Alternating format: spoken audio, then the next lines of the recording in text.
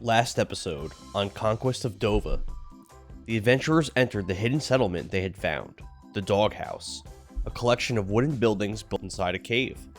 The Doghouse had wooden signs with many slogans, advocating peace, smoking, joking, cheering, and beer.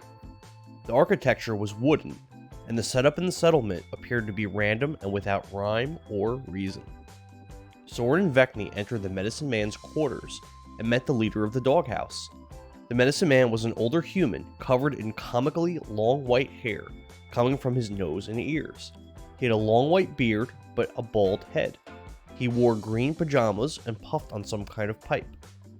A pungent, skunky smell came from green smoke that emanated from his pipe. The entire room was full of this smoke. The medicine man's quarters was the largest building in the Doghouse, and the walls of the main room were lined with many, many books. The medicine man introduced himself with a "Sup," and greeted the adventurers with cheer and beer. The medicine man rolled some kind of green vegetation into a blunt and handed it to Vekni. Vekni was unfamiliar with the substance, but as an experienced cigar smoker, Vekni smoked it just as she would a cigar. Vekni did not inhale any of the smoke while puffing on the blunt. Vekni felt a burning in the back of her throat and coughed a bit. Medicine Man prepared another blunt, lit it, and handed it to Sorin. The medicine man told Sorin he looked like a cool dude and implored him to smoke and joke. Sorin told a joke about not trusting stairs, then smoked the blunt. Sorin took heavy tokes of the lit vegetation and was greatly affected by the drug. Sorin became very giggly and dopey with a perpetual smile on his face. He felt a bit sleepy and experienced some cottonmouth, as well as a hunger for something sweet. Medicine Man, Vekni, and Sorin joked around, drank some extremely hoppy ale, and spoke a bit further. Medicine Man advised the group he assumed Sorin came to the Doghouse to see King Dokin, due to Sorin's attire and the ring that he wore. Medicine Man added that Dokin was his best bud. Vekni asked about Captain Ratalac, and the Medicine Man stated the Minotaur captain of the Misfit Bastards left the Doghouse a short time ago. Sorin revealed Dokin was his stepdad, and he didn't want the king to find out he smoked the herbs. He began exhibiting paranoia and strange behavior. Sorin casted Dispel Magic on himself, and found he was not under the effect of a spell. Sorin asked to take the interesting looking books lining the walls, and his gracious host permitted the young wizard to borrow them as long as he returned them. Sorin told more jokes about dentistry and masturbation, getting along really well with the leader of the Doghouse. The adventurers left the medicine man's quarters and entered Cannabis Cafe and Inn. Inside, they met the barista, a half-elf named Autumn. They observed a group of 4 playing cards at a table. These 4 consisted of the half-elf bard, King Dokin Swiftwater of Ferelden, Gragas Stormbringer, the dwarven cleric and member of the Order of the Burning Fist that Sorin and Vekni dispatched to return Lady Epona to Chieftain Snorian of Afrai, Pureblood, a fierce Black Orc warrior and member of Dogs. Lastly, Melvin, a human wizard from Ferelden. Melvin was familiar to Sorin and around the same age. Standing guard behind King Dokin was Uldrum Brownfinger, a dirty-looking, smelly, armored dwarf.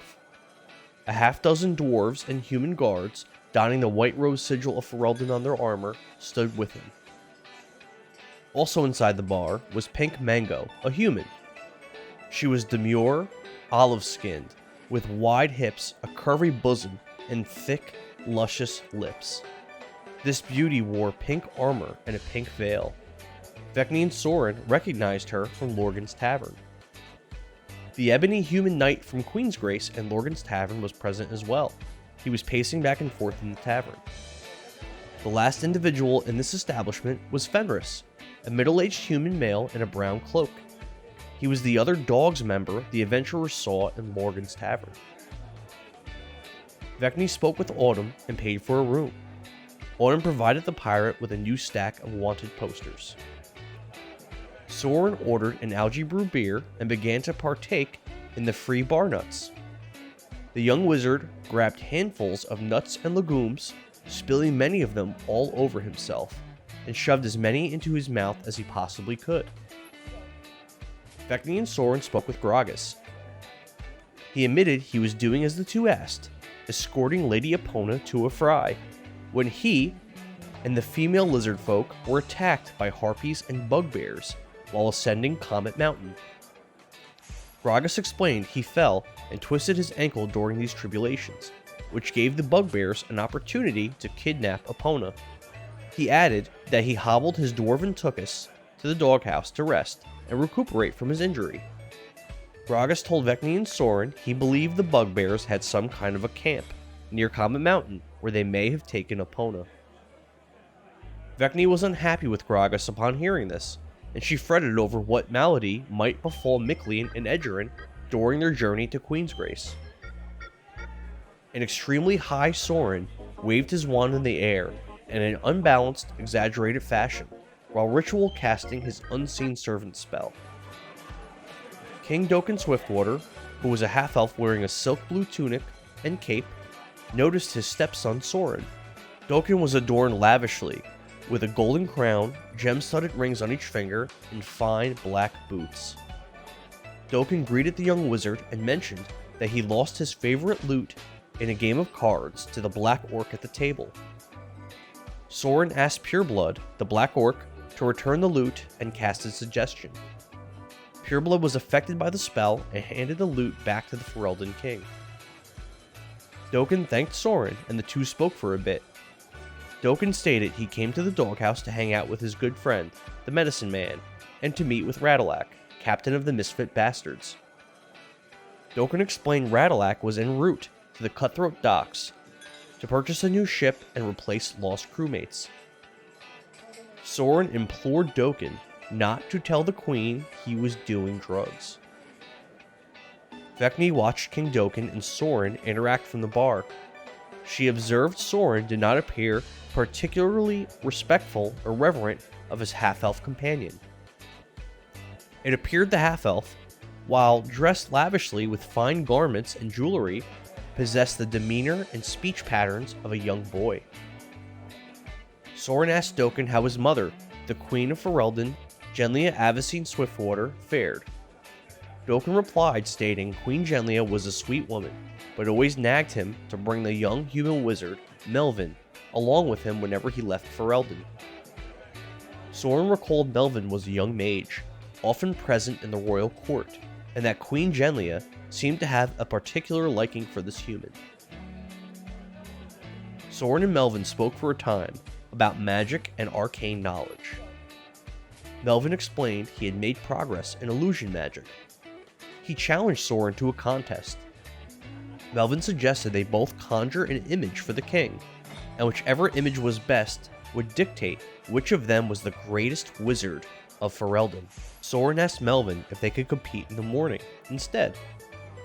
Melvin scoffed and admonished Sorin for not being ready at all times to prove his magical prowess. Sorin, misliking Melvin's words, used his station as Prince of Ferelden, honorary lord and master of spells, to humiliate Melvin and ordered him to fetch Sorin a drink. Dokin asked Sorin where his sister Vess was, and Sorin answered he believed she was in Queensgrace. Sorin asked Dokin if he knew where Marigold Mandred was. Dokin replied he would take Sorin to Marigold. He explained she secreted herself deep in the bog, just like her aunt, Ethel Greentooth, did in the fetid garden of Thaddeus. Vekni sauntered over to where Sorin and King Dokin were speaking. Sorin introduced the two. Vekni immediately accosted the king for ordering the assassination of Captain Mundo and the mutiny aboard the Bastard Sire. Dokin looked nervous and denied having anything to do with either thing. Vekni confided in Dokin that she defeated the misfit bastards on the seas, leaving them without a ship. Vekni asked to play blackjack with King Dokin and the Black Orc, Pureblood. Dokin admitted he was out of gold, and remarked that no matter how much he taxed his people, the gold always seemed to fly right out of the Ferelden coffers. Sorin wished to be dealt in as well, so Sorin, Vekni, and Pureblood played blackjack, with Pureblood acting as dealer. Sorin and Vekni played several hands of blackjack against Pureblood, winning most of them. Sorin asked Pureblood a bit about himself. Pureblood said he currently served the Medicine Man and dogs, but his clan of black orcs hailed from an island to the northeast of Thaddeus. Pureblood explained his clan was enslaved by a dragon, and about a quarter century ago, a group of warriors, including King Dokin, came to the island and slayed the dragon, freeing Pureblood's people from their bondage. Sorin and Vekni realized this group was the Order of the Burning Fist. Dokin regaled Vekni with tales of her son, Kevlian Greystone, and the adventures the two had as members of the Burning Fist. She was very impressed with the tales she heard of her boy.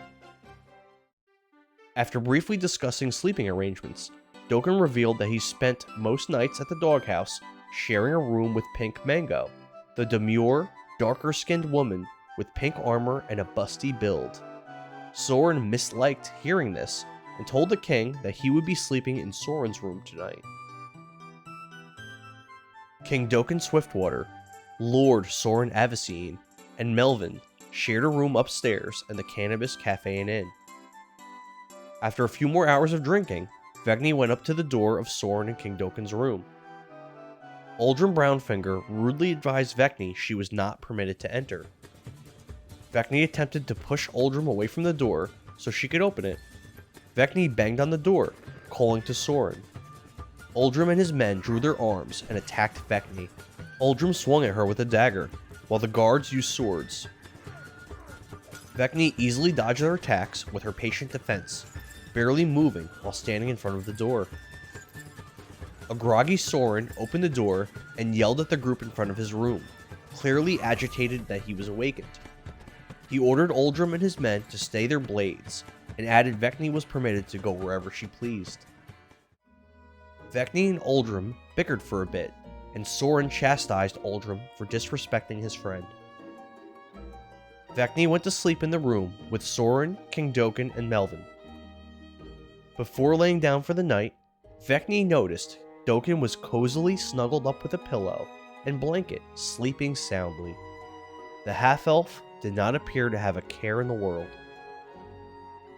After awakening, Vekni and Sorin went downstairs, where they observed King Dokin, Gragas, Melvin, Uldren, and Pink Mango sitting together at a table. Vekni pulled up a chair and joined them. Sorin and Melvin discussed the terms of their illusion contest. Melvin asked Sorin to wager his title as the Ferelden Master of Spells. Melvin offered a spell scroll in return. The scroll was Finger of Death, a spell he learned from King Dokin's friend, Odoacer, who once knew no magic at all, but after sacrificing many elven lives to his god, was bequeathed with powerful magics. Melvin said he trained with Odoacer when he visited the Ferelden court some time ago. Sorin declined, stating that to wager his title, Melvin must offer either 1 million gold or a scroll of wish. Melvin admitted he could not wager either. Sorin attempted to convince Melvin to wager his spellbook against Sorin's abyssal spellbook, but failed to persuade the young mage, so the contest of illusion magic did not take place. As Vekni and Sorin left the Cannabis Cafe and Inn to go shopping, Vekni showed animosity and disdain for Uldren. Sorin recalled that night 10 years ago, the night he and Vesiesh brought down the kingdom of Kazkaroom. He remembered that Uldren played a pivotal role in his sister's success. On the orders of King Dokin, Queen Genlia, and Sir Duncan, Sorin, Vesiesh, Dekarth, Zombina, and Uldren burned the castle, murdered the royal family, stole the Eye of Zulbilt, and conjured duplicates of dead and missing Burning Fist members. Of course, Sorin was just a young boy when this transpired. He fell asleep pretty early in the night, and Ves told him most of what happened afterwards. Sorin and Vekni arrived at the deluxe shop and smithy, where they met the store owner, Norsk Berserker. Norsk was a middle-aged, balding human, chewing on a leafy substance that appeared to partially stain his teeth green. The duo looked over Norsk's wares for a time. After a bit of haggling, Vekni sold one Reaper's polearm to Norsk for 850 gold. Sorin paid 600 gold for 2 potions of blur. Vekni flirted a bit with Norsk and asked if she could get some kind of discount. Norsk offered her a 25% discount on any one item if Vekni agreed to go on a date with him. She gave him a kiss on the cheek and haggled for 35% off at the cost of a date. Sorin purchased a wand of fireball from Norsk for 6,525 gold. Vekni used her 35% discount to purchase a Tome of Understanding for 17,875 gold. Vekni purchased an amulet of natural armor for 6,000 gold. Sorin purchased 2 scrolls of silence for a total of 400 gold. Next, the adventurers made a stop at the doghouse jail, but found it empty. Sorin searched the small building and found a healing potion inside a desk. Vekni felt the urge to tinkle, so she made a stop at the outhouse. Inside, she located a circular metal door in the floor of the small building. She lifted it and uncovered some kind of a man-made gravel tunnel. Vekni and Sorin traveled down the tunnel for a full day, finding a ladder at the end. The ladder led to a concealed entryway back to the plains in close proximity to the burnt husk of Serv's Tavern. Vekni noted the shortcut on the map the group received from Merciless. Then she and Sorin took the tunnel back to the doghouse. Vekni stopped by the deluxe shop in Smithy, where she apologized to Norsk Berserker for missing their date. Vekni and Norsk went back to his modest home. They shared a meal consisting of pheasant, green onions, and a side of mixed vegetables. Vekni pulled out the bottle of rum she still had left over and shared it with the man. The pair held hands and enjoyed the pleasant evening. Afterwards, the pair visited the Cannabis Cafe and Inn.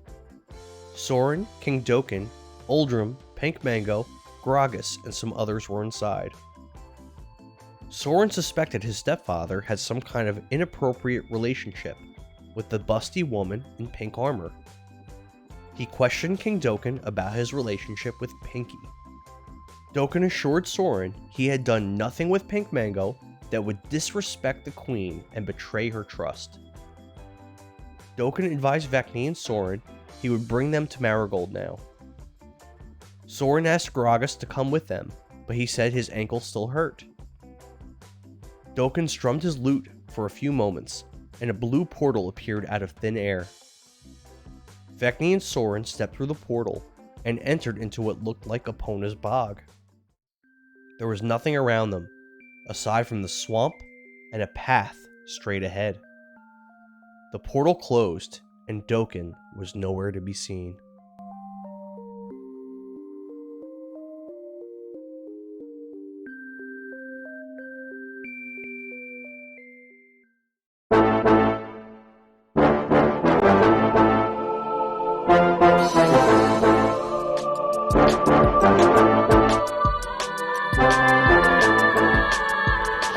Welcome back to another episode of Power Word Nerd.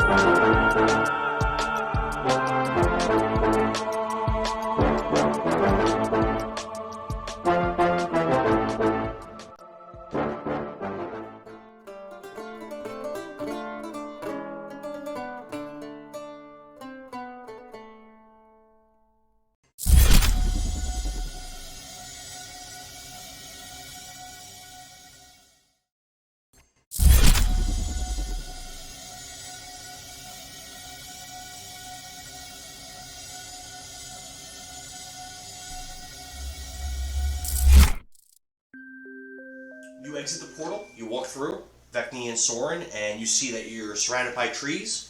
You don't really hear any wildlife or anything like that, but you are still in a mucky swamp in the middle of nowhere.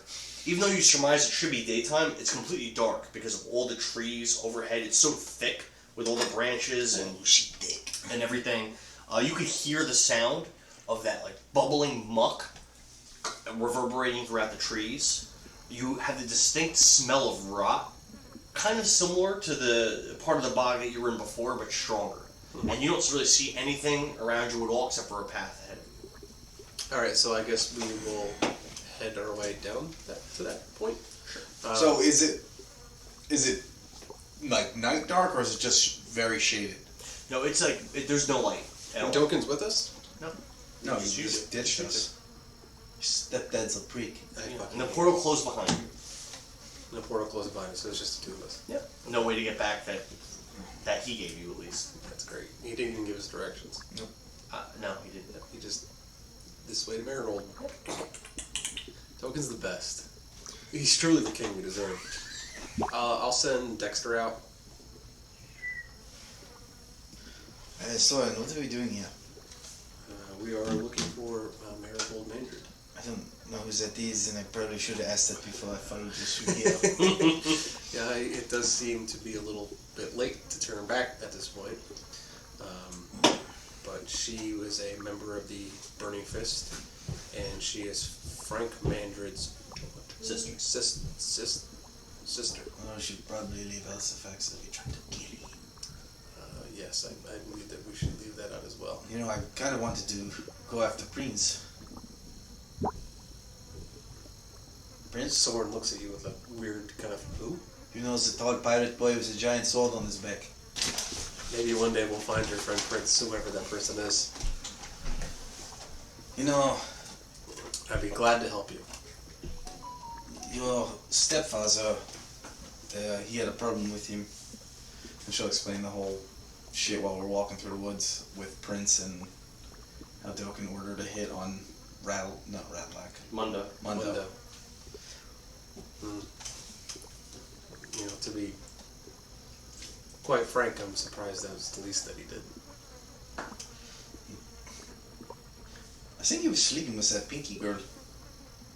You can see Sorin kind of get agitated, and it seems that way, but the king has spoken and he told me he has not, and unfortunately I have to listen to that. Well, no, you believe him. You believe him. It's not unfortunate you have to listen, you believe him. Yeah, I believe that he is the king, and what he said is true because he's the king. That's not how that That's works. exactly how that works. I interpret that however the fuck I want. The ruling is you believe him, and you that's can roleplay it how you want, I guess. And that's how I roleplayed it. That he is the king, and because he told me as such, he didn't do it, then he didn't do it. So when you do an insight roll, it's like you're trying to feel out if you believe a person or not. Mm-hmm.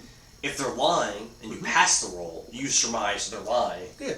If they're lying and you fail the roll, then you believe them. Yeah. And I believe that he is the king, and he told me that he wasn't doing it, so ergo, I believe it. Alright. Sure. Get bent. Don't do it. Joe doesn't believe her.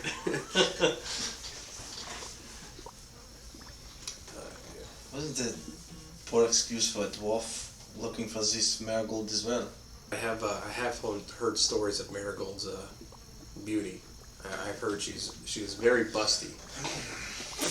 Well, not all of us are blessed. Yes. Dokin would tell me stories as a child. I would go to sleep and he would tell me stories of the Burning Fist. And whenever it got to the point of Marigold Mandred, he just couldn't stop talking about her bosom. So that's awkward to talk about to a child. He really deviated off the story as well. He really got into detail. So unfortunately, So hold on. He talks about the titties, and you believe that he's not sleeping with Pinky? like I said, he is my king. I mean, he's also your stepdad. He is my king.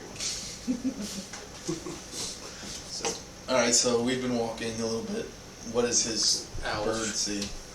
100 feet out, what, 150 feet of blind sight? I think it's Or 120. Dark sight? Yeah. What's his passive perception? Passive perception is 13. But he has advantage on hearing and seeing checks. And he actually... Okay.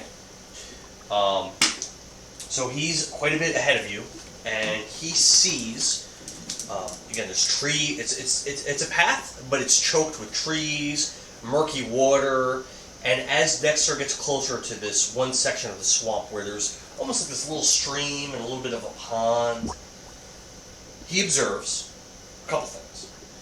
He sees that in the pond, there's this long stream and there's a short pond, and in the pond itself he sees this black circular shadow. Behind the trees, he sees slight movement behind individual trees. Like there are individuals behind these trees almost waiting in ambush. Oh, okay. Yeah. Okay. But I would say that he can't quite determine what they would be. Sure. So And you don't see that until he comes back to you, or you just see it right now? Communicate with them. Okay. I think. So I can mentally command it. So if it does see anything, it can come back. But in order for me to know, I have to be seeing through its eyes. And he's not. I'm not currently working. So until he comes back to you, you don't know. Yeah. Okay. So it's 220 feet ahead of you. So it's quite a ways. Well, I mean, the whole point of it scouting was to pick up things like this. Sure. And once it has, it'll return back to me. So Dexter returns you, and you learn that information. So I'll tell Vekni what I see, what I was just told. And then so what I'll do now, I guess, is I'll work it now. Let's see if I can actually see what these things are. Warging through the owl and surveying the area. Like, how close are you getting to these trees? Like, how are you trying to check? Because depending on what you're doing is how much information you'll get. So if he flies over the tree line, does he see anything? Yeah, so you see slight movement behind the trees, but I would say over the tree line, over the tree line you actually wouldn't see anything, because the trees are too thick, like I described. So it's actually pitch black under the trees, even though it's daytime. So what I'll have it do So you is see nothing. I'll have it go over the trees to the spot that it was at, Okay. and then go into the tree and grab a branch. Okay. And it's like right above one of those things I described. Yeah.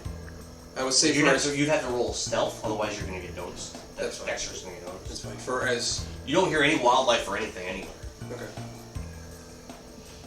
It's very quiet, except for that bubbling sound I described, or that muck just.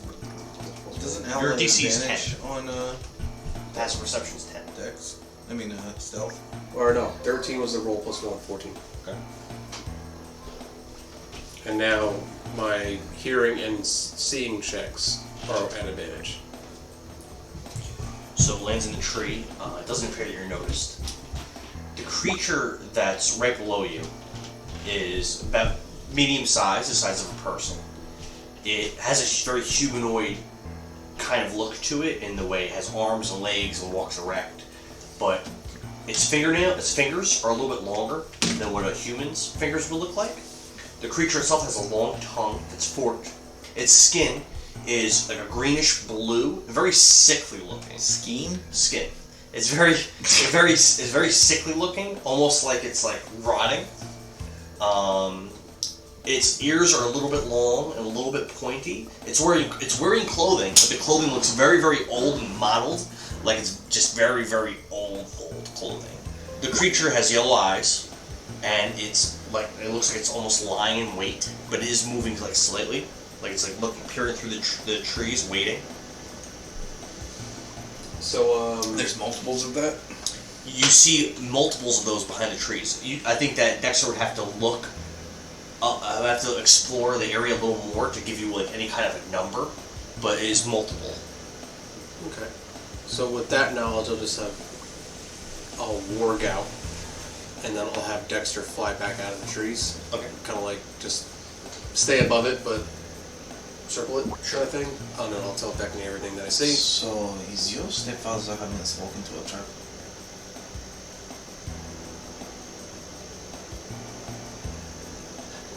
It would appear so. Because, like, there's no way out of here. And you kind of, like, popped us here.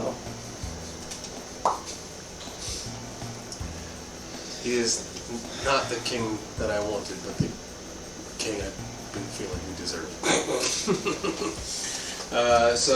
Yeah, I'll tell Vekni everything. I'm gonna cast Mage Armor on myself. I'm gonna cast fat ass on myself. You know, Vekni will pull her bow and an arrow and notch it, but not pull it back. She has it at the ready. And again, there was that shadow in the pond. The pond's not that big, but this shadowy thing, it's not like it's a small fish in a big pond, per se.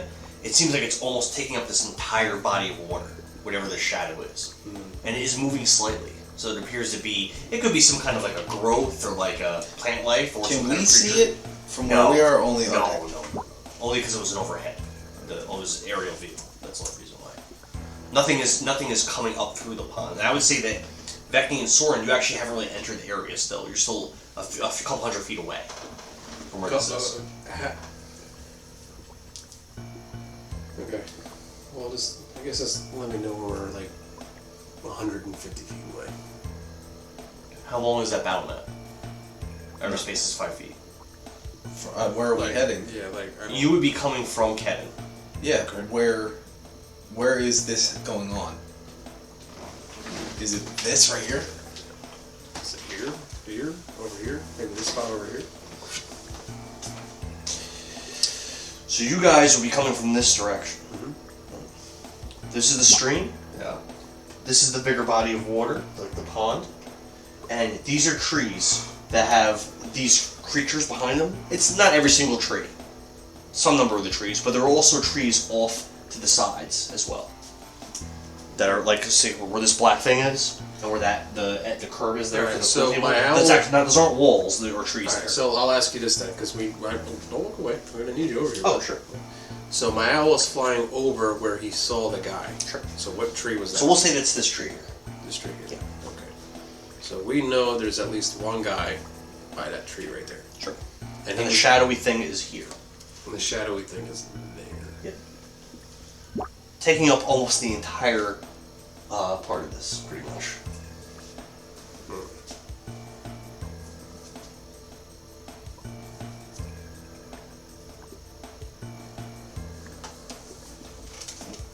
You said that these things are looking at the ball of shadow. No, they're looking straight ahead towards your direction, but they definitely can't see you from your distance. Okay. But it's almost like, and it seems like they're in wait. They're waiting So from where this thing is right here, silently. this is 5, 10, 15, 20, 25, 30, 35, 40, 45, 50, 55, 60, 65, 70, 75, 80, 85, 90 feet from where our characters are. But I asked you when we were 150 feet. 50. So you'd be like down this way. We could say that you're there now. 100. So it's you'd be off the pool table. Okay. So we'll just call that 150 feet. Sure. We'd have to be 100 feet. No. We'd have to be 100 feet away from them for you to be able to see anything through your owl. Through the ward. Yeah, 120 feet, right? Is the vision? Yeah, but you ward. said that he was directly above them, so we'd have to be 100 Yeah, feet the away. ward can't go more than 100 feet away from myself. So That's we'd be true. right No, here no, for no. 100 feet. Yeah, right there's 100 feet. Okay, so we'll call it 100 feet, which is the minimum.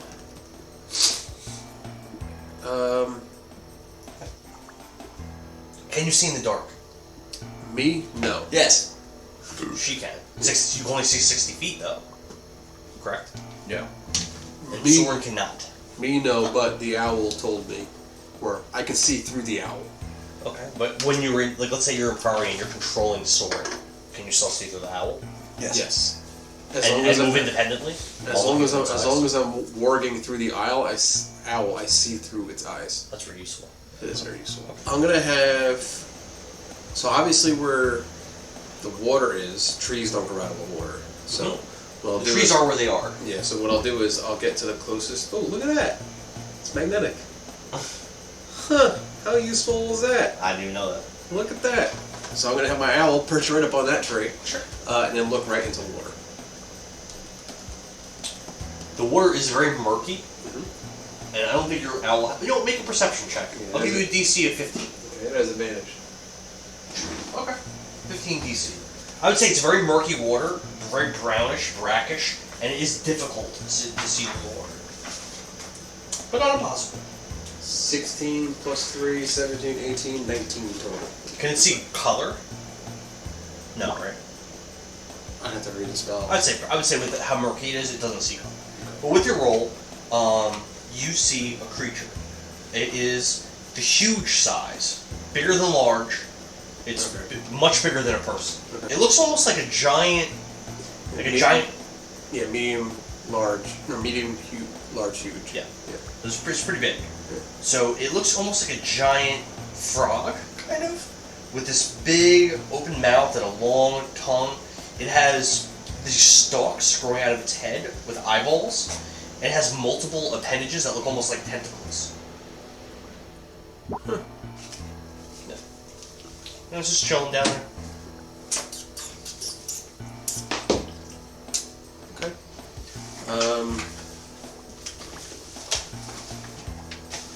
Yeah, I tell Vekni that what I say. I wasn't paying attention. So tell me what you said. It's a giant frog Another one? with like tentacles and bullshit. Well, it's bigger than those frogs you saw in the book. Yeah, it's, by a lot. It's huge. A froghemoth? Froghemoth. Oh shit. It's a froghemoth. It's a big frog with tentacles.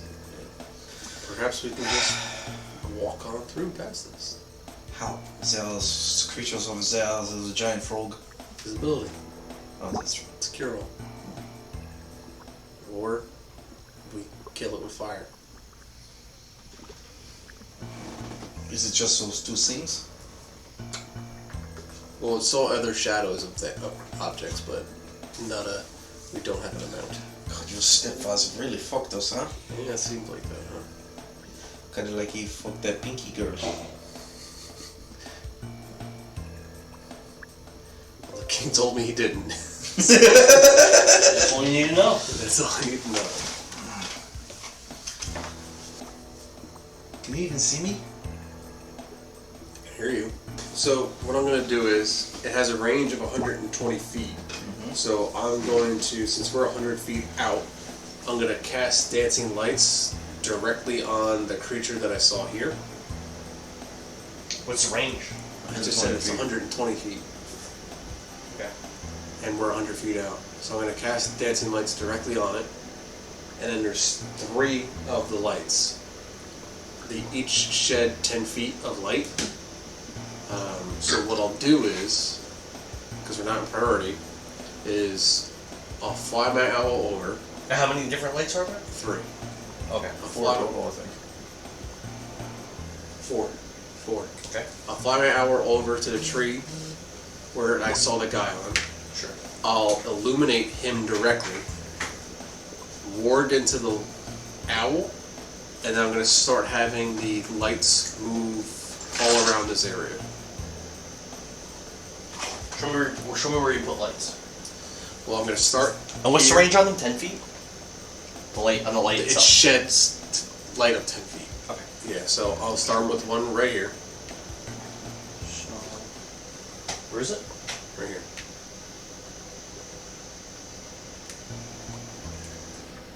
Which shines 5, 10 feet. Okay. So 10 feet in all directions here. Sure. Are there any more? No, none in that range. I'll put a second light here, and a third light here. So yeah, I'll go 10, 20, 30, like this. 1, 2, 3, 4. Okay. That's it. I mean, we're not in priority, so I can just keep moving these things, Daniel. Oh. Okay. Keep moving the lights. Only when we're in priority, I can move them. So these things are just gonna be. Where? Show me where the area that you're putting them in, so I know. Let's start with this.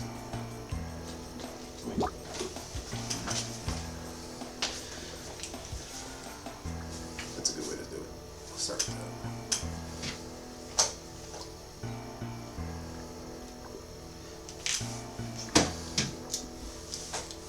You want me to move this? Yeah. Yeah.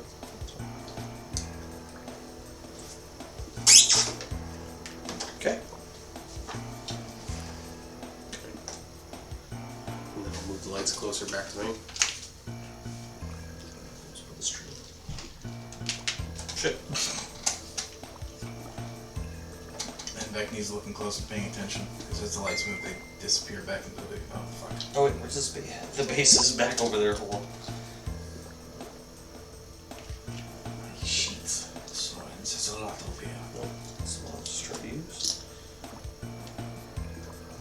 Okay. Oh, no. This is the full range? I mean, where's 10 feet of that? so these are 30 feet. So if I do 10, 20, 30, 40, I mean this is just Okay. 3 lights. If I really want to do it like that, and then here, I'm just gonna keep going, Daniel. Yeah, he's just gonna light up the whole battlefield. He's gonna... So they don't really react. The creatures, they don't really react to this. Like they kind of don't move. Like they're not frozen, but they're not really reacting. You understand what I'm saying? Yeah. They're just like kind of waiting.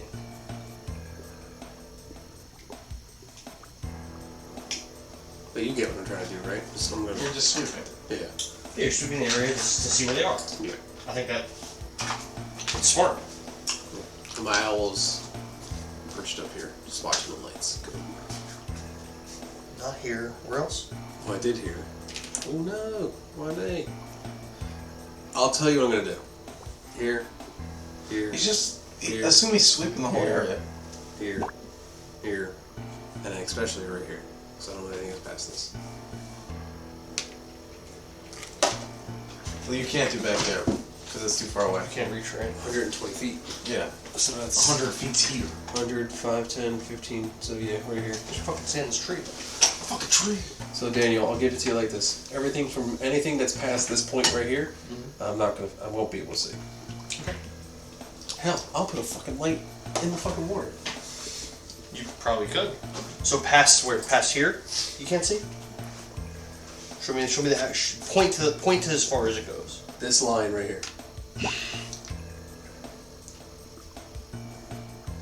Anything that's so depending on his size. Damn it, Joe! Depending on his size, Daniel, he either hits the lights or he doesn't.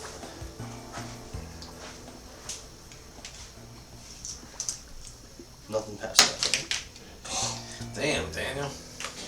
So my owl's perched up on top of this tree, and it can just see the lights, just almost like fireflies, just like sweeping the area. So you could even see through the branches with all the light. You see one of these things.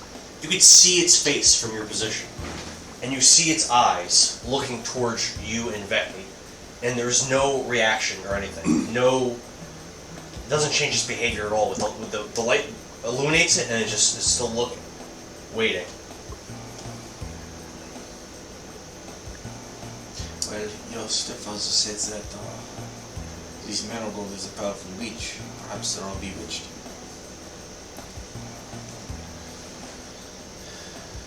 Perhaps this is not the time to fight our way out of this. Perhaps this is the time to just walk through.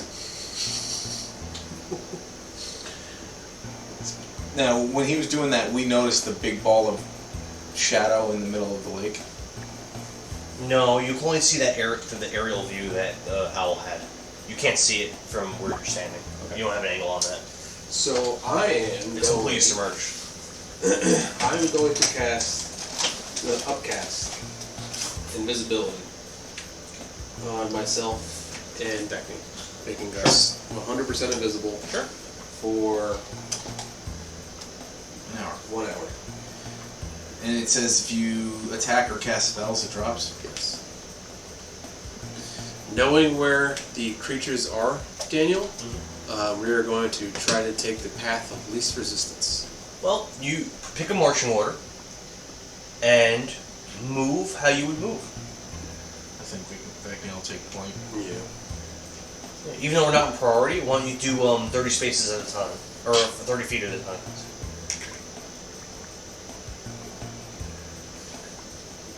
It's the first 30. So, how are you guys like walking? How are you?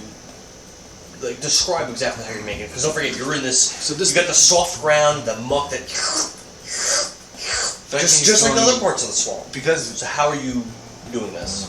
that's a problem for you. I did describe it in other part of the bog. You should keep the lights around you.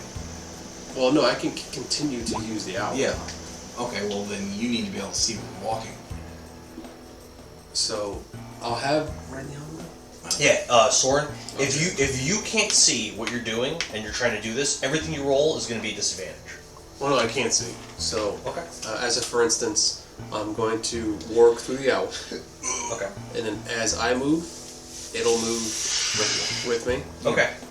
and with me, and with me, and with me as we continue. So then no disadvantage if that's what you're doing. However, what I will say, what we're going to try to do, because we can't. Well, think about trying to move. You're blindfolded, and then you only can see from a camera that's up there. So you have to figure out how you're moving from the angle. And I'm not going to punish him as though he's blind if he's using an ability that gives him sight of where he's walking. I don't think that's fair. I guess it would depend on the You know? situation too. yeah, If I, slip and fall, or and then If the owl's far away, I think I agree with you. But with it being right next to him, I feel like that he's using that ability. I don't think he should get punished trying to do that. Vekni is going to, since she can see, he's going to keep low, try to keep quiet, and she's going to try to find, and she's going to take it slow because we're surrounded by things. what I'll do too is If you're going to try to take it slow, then it'll be 15 feet. Okay. what I'll do as well. What we're going to do is going to be a check every time. So Yeah, what I'll do as well is I'll kind of like hold on to the back of Vekni, kind of like by like the back of her pants kind of thing, so she can keep me close. I can still feel her, I can still hold on to her, and I think it would make more sense, Daniel, if we went slower and then just rolled stealth checks. that's what I was going to have you do. Yeah, so she's going to move. And depending on how close you are to the monsters, the DCs are going to change. She's going to move slow, and she's going to look for like a root or a rock or something that's firm footing, so that you're not making it as you're stepping through stuff. Yeah, patches of grass, rocks, even the roots of the trees. Alright, so you guys each do a survival roll, and I'm not going to have you do multiple rolls on this. It's going to be one roll for this entire encounter. Well, I used a crit fail +2, so Okay. I can't use it for me. Alright. It's too late. 14 plus 4. I crit failed. What a That's plus because you're 2. seeing out at a weird Well, angle. technically, you can't fail. Crit failed. Yes, you can. New rules of D&D. It's not out yet. It's not out yet, but not it's out the yet, new but fucking thing. We've been playing with crits and crit fails on ability checks the whole time. No, we haven't. Mm-hmm. We've not. We 100%, even when Steve's We've not campaign we done did. No. No. No? You can only crit usually- you can only crit on attacks. Technically, even if you roll 20 of a -4, you just rolled a 16. It doesn't matter. Yeah. So the way we're gonna roleplay this is gonna be essentially Vekni is gonna be pretty effective at finding these better paths in these rocky, solid areas, and Sorin's gonna be really poor at it. And it's That's yeah, That's why I said I was holding on. No. That's why I said I was holding on to her. another pound. No. That's why I said I was holding on to her. All right. So you move that first 15 feet. There's not gonna be any check. You're not close to anything. So you can do another 15 feet.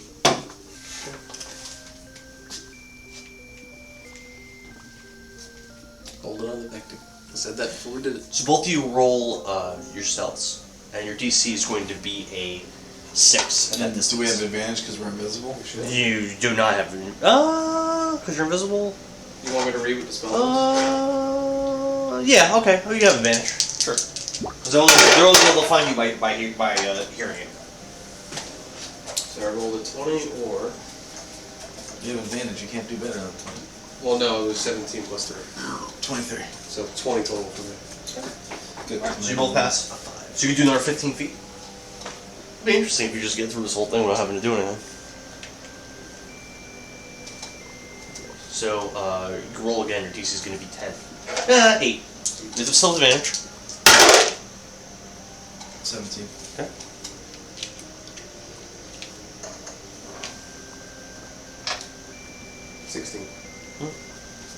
Another 15 feet.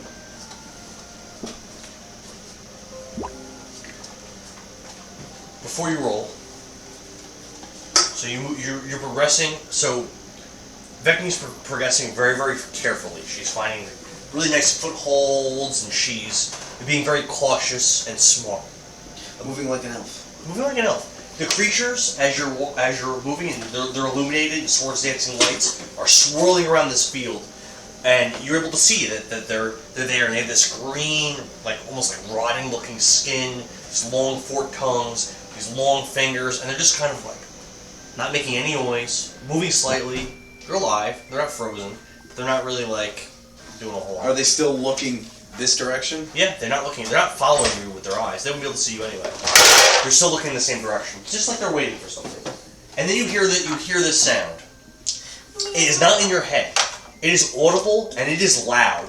And it's like you're walking very, very quietly, right?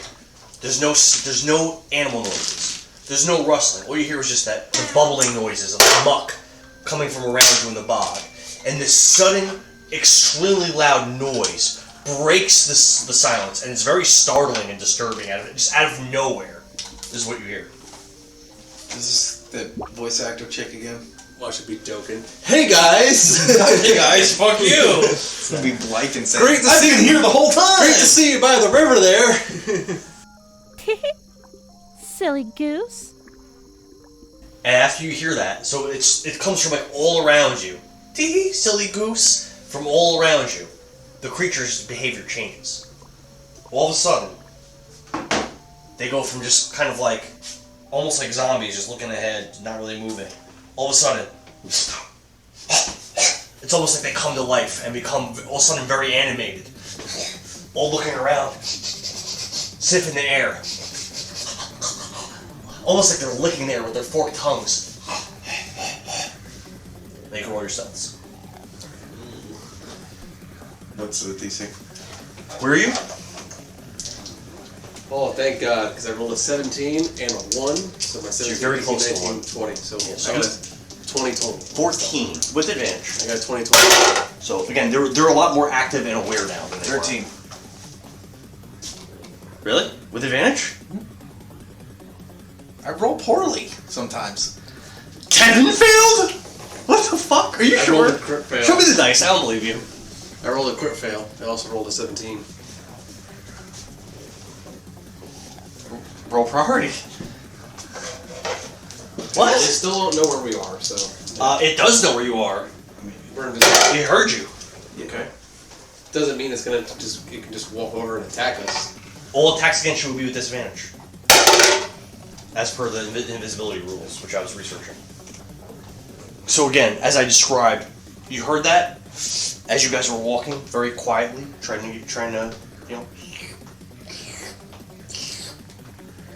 Vekni accidentally steps into this particularly deep part of muck. Her foot gets stuck, and then like that to get her foot out. And that ghoul, or that creature that had just been like ghoul, that creature that had just been like already, all of a sudden after hearing that voice, it hears Vekni do that. And it looks towards Vekni, moves towards her, and some of the other ones nearby do the same. So remember, It can't see us, but it probably just sees the footprints, I guess. So there is no flanking, and there is no facing on those attacks. So they roll this. All three of them are going to attack you with disadvantage. The one in the middle is going to, and just like, it can't see you, but it's just going to like bite the air.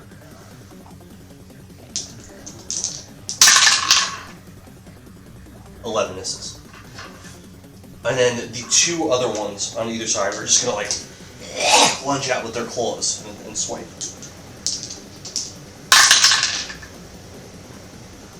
Miss. And none of the other ones move towards you yet. Vekni. Disengage. I'm going to use my disengage action Or we try to hide. to get away. And she's going to Going that way, going to the water. in the water.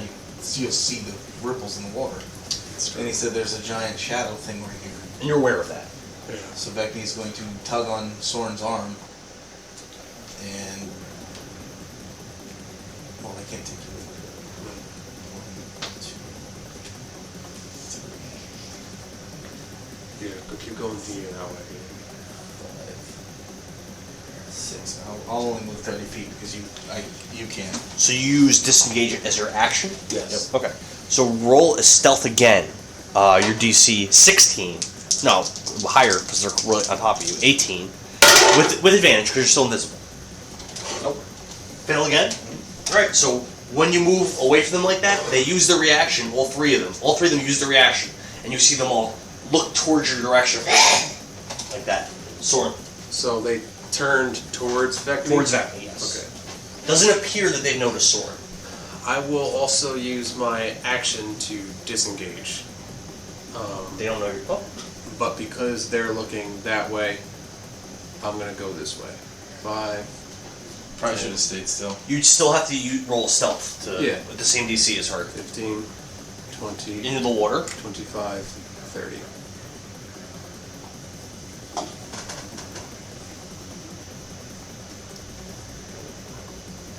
You can swim slowly. Well, that depends on how deep the water is. And also there's that big shadow thing that he doesn't have marked out, so we don't know where it is. You wouldn't see it You're right. from where you are. Isn't it right here? It was only the aerial view that let you see that it was down there. Yeah, so I'm gonna cut through. I said that. I'm gonna cut through these Yeah, two. but I didn't know what you meant. These two pieces right here. Cut through. Roll yourself. If I was gonna say, if you roll. All right. Okay. I mean, also make you roll a swim check, but do your How deep's the water? Well, I was just gonna say, why don't I Yeah. just roll a stealth check that's without advantage, because I'm going through the water. So it's just 1d20. You still have to roll a swim check because the water's deep enough where you don't touch the bottom. Oh, yeah. So my stealth is a plus. Your DC is 18. My stealth is a plus 3. So let's see what I got here. I rolled a quick 20. Okay. Plus 3, so 23 total. They did not observe you. 23 total. And then what's my swim check? You have to roll a 10 athletics. Athletics. Otherwise, you'll fail to progress through the water, and you'll start to sink. Then we get a 20. Okay. 20 plus 2. So you 22. So you successfully did what you wanted to do, and they did not seem to notice you. Okay. And then my turn ends right where I'm standing, because then Okay. So the creatures heard Vekni. They still don't see her. what are they, just like following the murky footsteps, I guess? They're able to follow the footsteps and the sound. Makes sense. So again, there's not going to be any kind of, it's just disadvantage, all three of them. One of them tries to bite, and the other two try to hit with their claws, just like before. So we'll do the bite first. That's a 1, not a crit fail. But then the claws, I'm doing for both of them, and it's a miss also. So they will miss you again. Vekni. Okay. I'm going to disengage. Okay. 2, 6. Roll your stuff. I'm not gonna give them opportunity attacks because I don't. They don't have to Yeah. disengage. 17 Oh. plus 5, 22. Okay, so this time they don't seem to know where you are. All right. Thank you, dice. Jesus. So we can end we can actually just end the priority there. I think that's fine. But you still have to progress through there. We can end the priority there. Okay. Well, I'm going to continue to use my ouch. Well, we don't know where each other are. No, we don't. We You can't see wouldn't. each other. That's However, we know what the plan was, and the plan was to get past this. So Where are your dancing lights? we're like all still up Okay, here. sure. So the dancing lights are still up, even though I didn't cast them. 'cause I And didn't they're cast all like in this area. them. Yeah. All right, that's fine. Do the creatures react to the lights now that Silly Goose was said? It's actually a good point.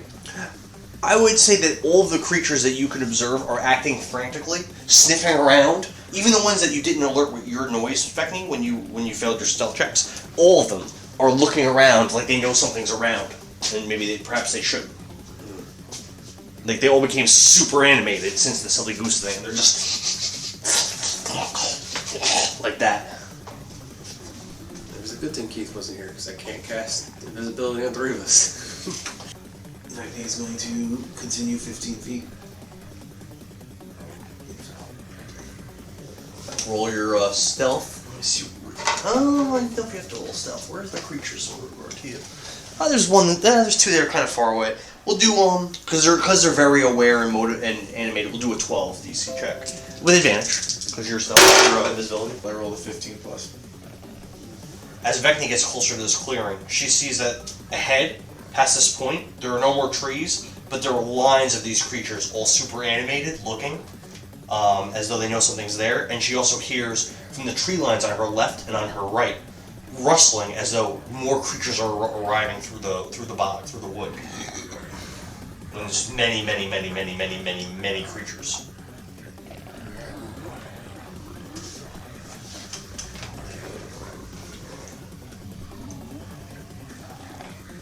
Since I actively know that he's invisible, can I look for footprints to try to find where he is? You could use your action to do a perception roll to find him. Oh, we're still in priority? Well, yeah, we're not in priority. Yeah, you could do that. We're not in priority. 13 plus perception plus 7. 20. Where's your initiative? Right next. Oh, yeah. Yeah, you're 20 rolls. Good enough. Yes, you're aware of that. Alright, so she'll reach out and just try to touch Sorin. Okay. You do that? You don't have to roll anything. So Sorin feels on his shoulder.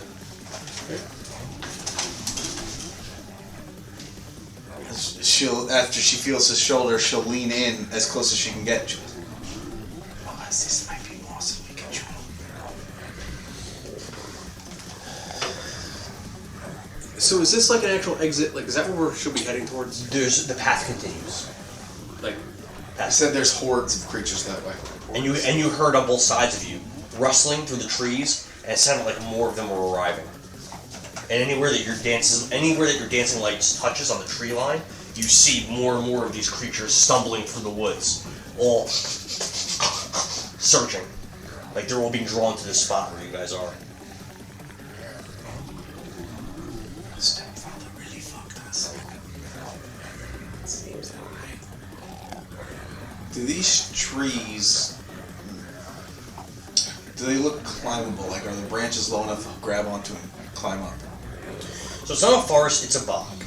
The trees, they're not inscalable. You could surmise you could scale them, it just might be kind of difficult. It's very humid. Very humid, everything's very wet.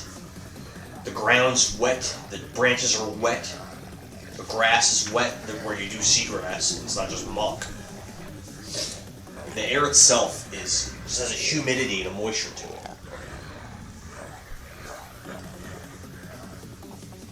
So you think that these creatures are under the control of the witch? It seems that way. But is that something you want to risk? I don't see a way out of here. We're literally surrounded by these creatures. I mean, I'm way faster than you if you want to hang around. You hear a light splashing, and you see a little bit of like an eye stalk come up from the pond. Oh, is that Exactly like that. It's a frog behemoth! Holy Toledo. I said we just keep going, man. I said we gotta go. This is a giant hole. This is... So, Sorin kind of looks over and sees that giant frog. You only see this eye stalks. Only see the eye stalk. And, knowing that we see these creatures, yeah, Sorin is going to say, I think we should just continue to go straight, man. We made it this far. Now, tell me true, your stepfather is not a fool. He wouldn't send us here to die. Dokin is many things, and a fool is one of them. Oh, that is very comforting. I've seen him blind sign contracts without reading. It's like his thing. He refuses to read. I don't think he can. So do you think that he sent us here knowing that this marigold is here? Or was he drunk? I don't know. What time of day was it when we got sent here? It was daytime.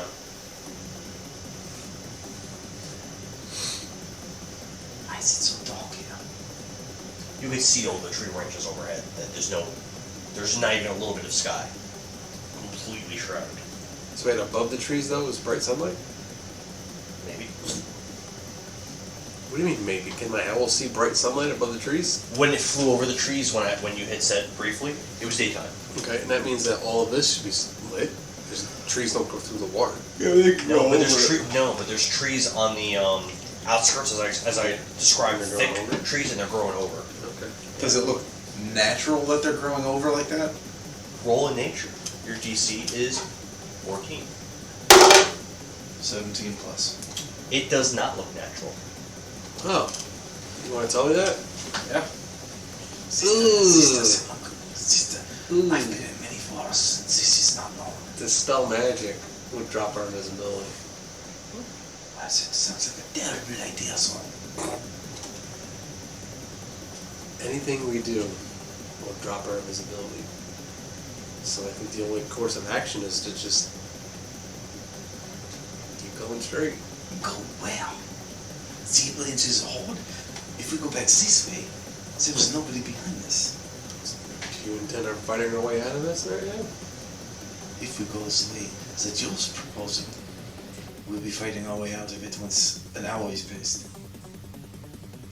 It's only been a few minutes. So we're gonna say, because of you stopping and talking multiple times, let's say 10 minutes has passed. So about a sixth of your time has passed, and you've made it as far as you've made it. And this is just trees, and we can see creatures coming out from this way too. Thick trees, but you see even now you hear and you see these creatures pushing their way through the brush and stumbling on near the water and whatnot, and just licking the air.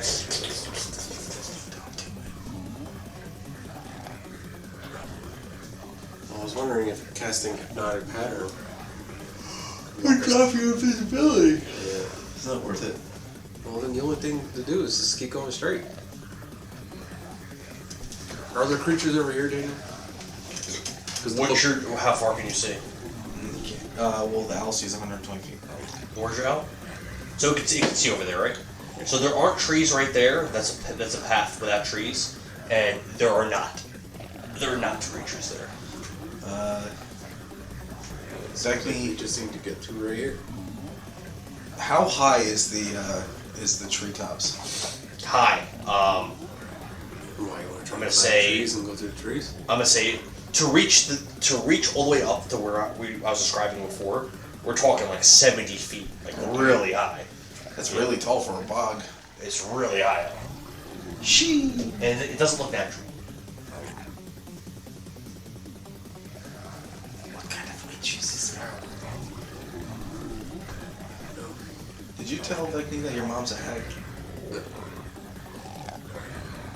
Do you know that your mom's a hag? Yes. My mom was the only person that actually. Just keep going. The tree that the owl is sitting on top, does that look easy enough to attempt to climb? So those trees where the creatures are hiding behind them are much shorter than the trees that are over, like way over your head. Those trees are only about 15 feet high. Oh, okay. Yeah. And do they look easy to climb? No. They're not inscalable. You could scale them, but they're not. There's going to be checks. Challenging checks. Sorin is going to continue. And he's going to tell Vekni to. So 15 feet, and then you're going to have to do stealth. And how close are you to that nearest zombie? Really close, right? Well, it depends. This one's 10 feet, and this one's... Yeah, so for 10 feet 15. away, you're going to have 16 with advantage. 16 stealth. with With advantage. I didn't know that.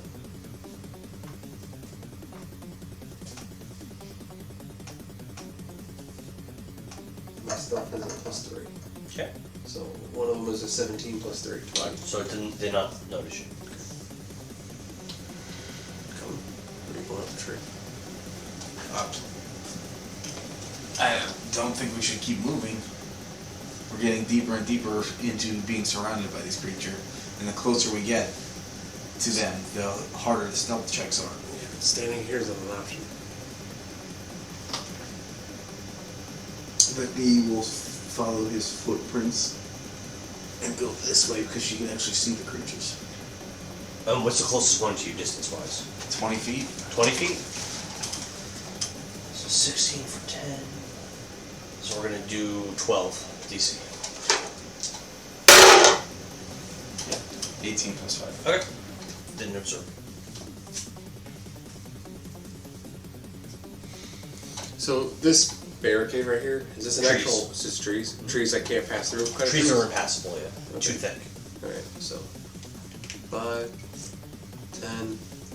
I'm gonna get within. Oh, that's an 18 check. It is what it is. With advantage.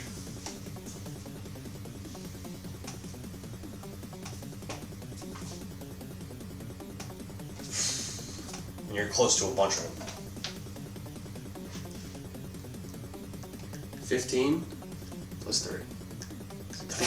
It didn't notice you 18. somehow. Right there. Even though you're basically inside this thing's dick hole, it didn't notice you. I got my 15 right there, plus 3 stuff.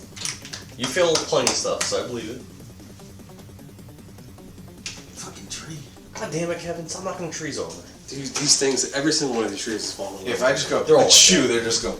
How close are you to the closest one? 10 feet? 10 feet.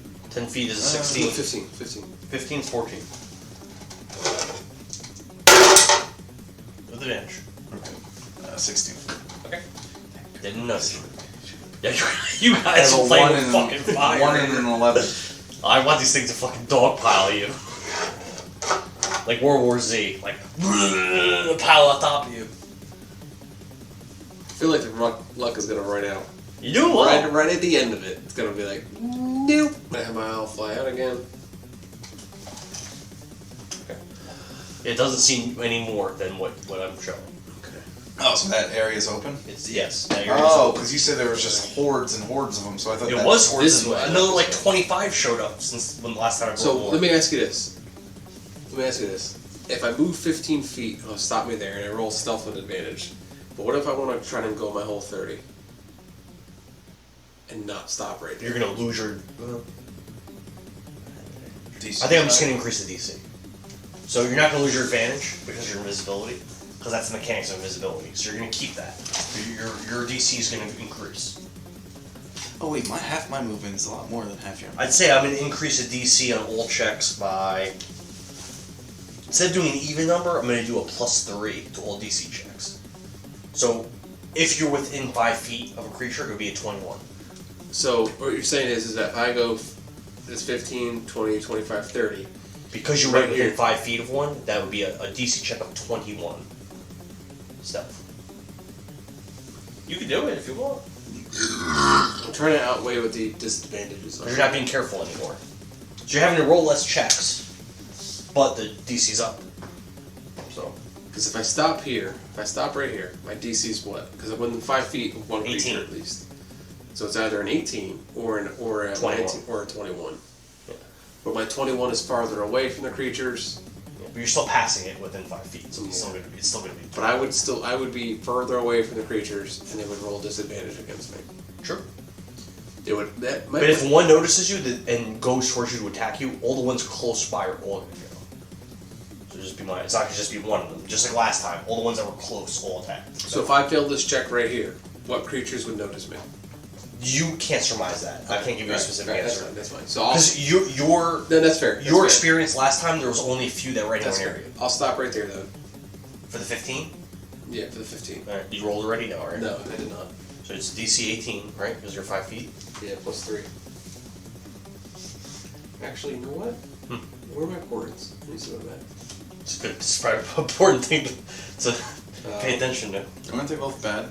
I only have a portent of 2. The other portent's gone. I don't know why it's gone. So Alright. You used it against that kid. They'll use against Dokin, actually, didn't he? To see if he was lying. I did, and then after Use a legendary save. he loses legendary. You save. burned it for nothing. You idiot. Yeah. Well, you know Burning Fists have powerful So abilities. 14, 15, 16, 17. So you failed. Fail. Go party. Oh shit, man. It's a bad spot to fail. I literally on a check of 18, I rolled a 17.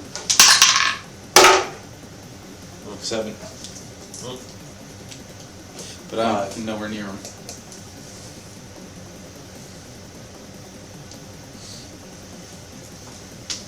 You have mage armor on, right? I do. So I think there's a lot of energy. Yeah. A lot. Yeah, if I reaction cast anything, I drop invisibility. I don't know, Joe.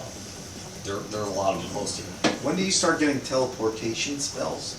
What the fucking fuck? How did all those guys hear me? Because they're right next to you, and they probably They're noticed. very close to you. They probably noticed this bunch of them start running.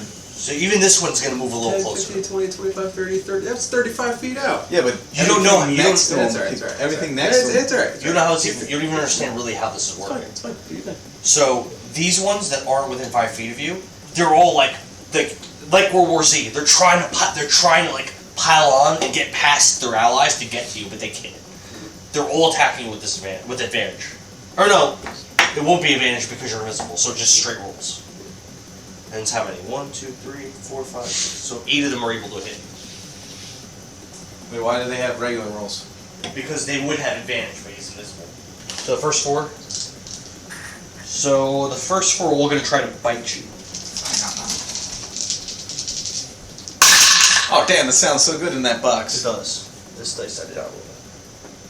So a 9, a 10, a 20, not a crit, and an 18. It's 2 of them there. 24 piercing. 24? Yes. Shit. The next 4 are all going to try to slash you with their claws.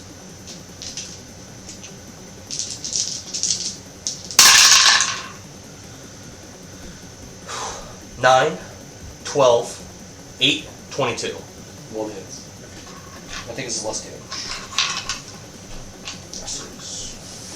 But I think you have to make a save also. 4.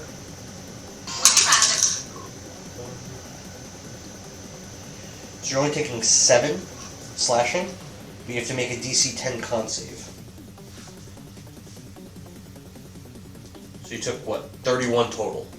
And they're just slashing, biting, like going ravenous, like drool and saliva just pouring out of their mouths, like they're fucking just ravenous, trying to tear you apart and consume you. I have to make a what? A DC 10 Constitution save. 7. Okay. You are paralyzed for 1 minute. You can repeat your saving throw at the end of each of your turns. Okay. And now I also have to roll to see if I maintain my concentration and my invisibility. Okay. That I passed. Alright. Becky. Alright, I'm dead. Paralyzed and you don't know where I am. Oh, I can ascertain where you are. I think you can figure it out. As a biting like we're in a circle around I that. have 13 life left. Let's see.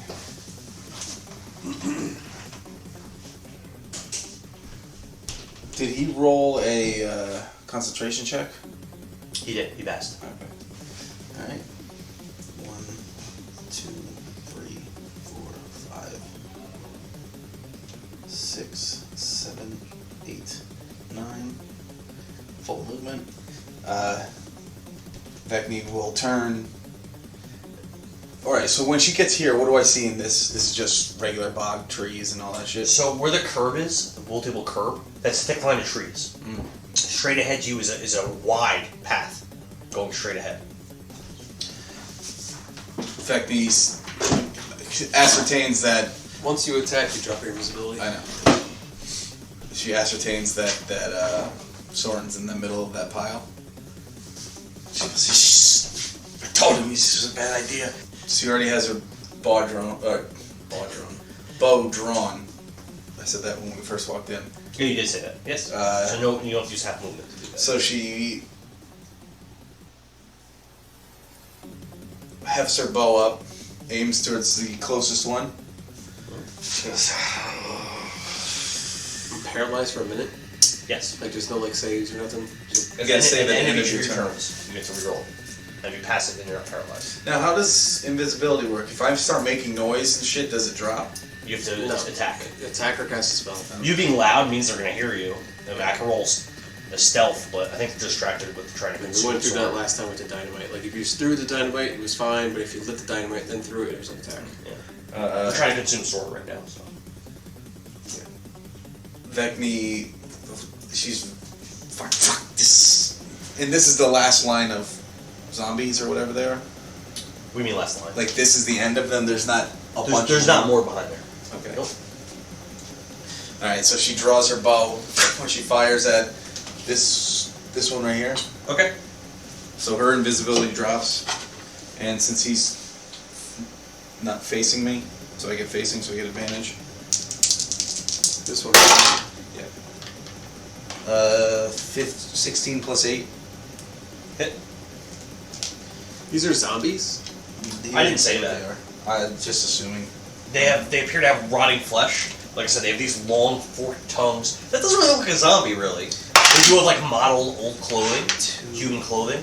They have long, really long fingers, bluish green skin, yellow eyes. So that does look a little bit different than a zombie would look, I would say. All right, 7 damage. Okay. And she's going to yell. She's just making an assumption. She goes, "Maribel, call off your ghouls!" And she'll shoot off her second arrow at the same one. Okay.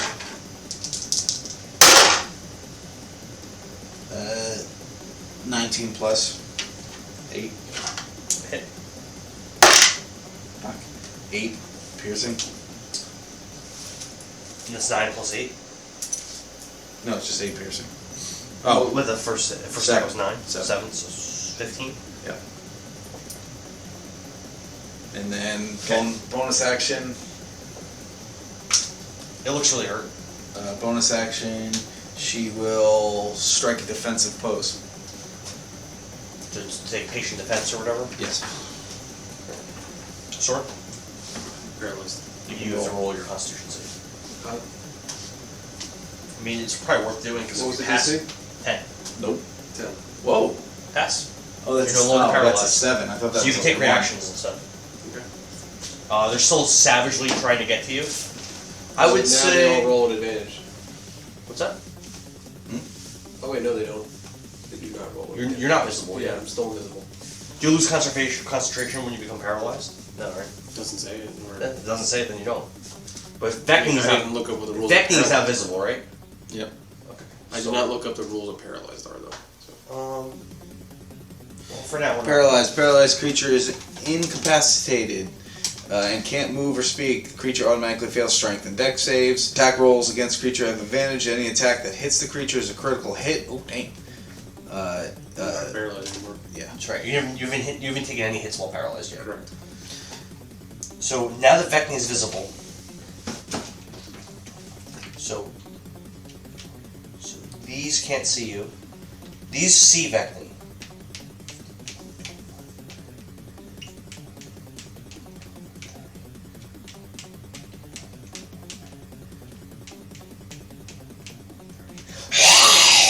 They see her appear out of the ether and start moving towards her.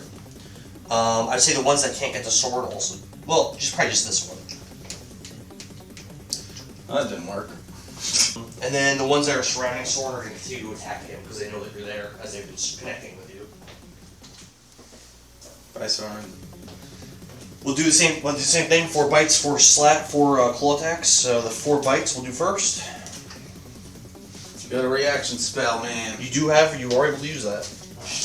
I think it's time to shield up. And you were still invisible, correct? Still invisible. There's one that hit you. One to hit me. Yeah, it rolls 17 plus. How many other ones are left? There's 8. There's 4 more that have to go. 4 more. With that roll, 1 hit you. Well, let me ask you this. So 4 more have to go. No? Yeah, 4 more souls the have to go. 4 bit you, and then the 4 4 swing. bit at you and only 1 connected. Unless you're gonna do something to stop that from happening. Otherwise, I'll do the bite damage. Reaction cast shield. So what's your AC now? 21. So none of them hit you. Okay, and I'm visible now. You're visible now. So now they all roll advantage. So the 4 claws are going to attack you. Oh, no. The 4 claws are all going to attack you with advantage. AC's 21 still. So we do the first two. 21 AC. Oh no. Good. So the first two, only one of them hit you, and Here outside, be right there. it was a crit. Now so that's only one hit. Now the next two. Told him not to go that way. So we have to do critical rolls because right now, so with the crit, there's 8 damage on him, and I have to roll 2d4s. So he could die. Your higher chance you might survive, but it's very slight. So right now, 8 damage on you. Roll again. 2. No, So 1. 1. 1. So 9 damage on you. So the only way you go down is if I roll 4 here. Fuck! You're down. Okay, I'm down. Fuck! I told you not to go that way. These guys were 30 feet out. So So I failed one check next to one guy, and all of them, the whole horde came. well, think about it. The one turn to start running in a direction, they're a horde. They move as a hive mind, probably. Where you see one thing go this way, everybody's like, oh. Vekni will use her, what's that called? Free thing to say something? Free action. Free action. Fuck, I forgot her name again. Marigold. She'll yell out, Marigold, the son of Dokin is down! Of King Dokin! And she'll draw her bow and shoot the one that's coming closest, this one. Okay, that one's unhurt, right? Correct. Okay. I'm just shooting it because it's getting close. Sure. 18 plus 8. Hit. 6 damage. Okay. Second attack. 17. Hit. 19, I'm sorry, 13. 13 damage? Yeah. Okay, bonus action, patient defense. Sorin. It's a D20, right? D20. I think if 10 or higher you pass. A crit is a double pass. Fails. Fail? Okay. Before the creatures go. Here. Snake skin and curdled milk, a halfling's eye and Dovah silk. And all the ghouls that were surrounding Sorin that downed him and that were ravenously eating him, it's almost like they're like biting on him, slashing him, and he goes down. And it's almost like it's against their will, but their bodies start to like convulse, and all their heads snap towards Vekni.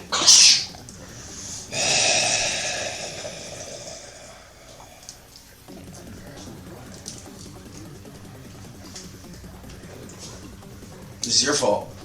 And it seemed like they wanted to just consume Sorin, but it's against their will. They're being forced to not. Are you all the way over there? I got 45 movement.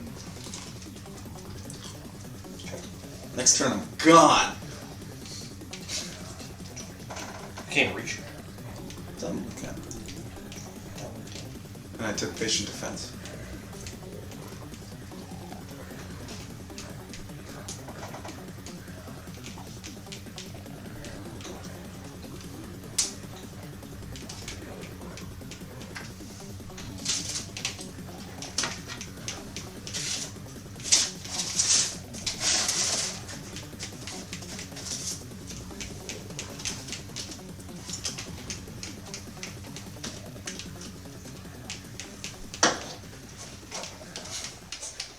I can beat this army.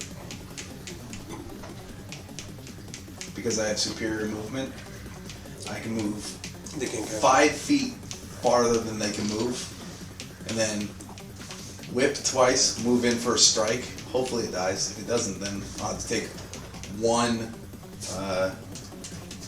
attack. It's a reaction attack. And I can just do that. But that would take a very long time. Give me the XP.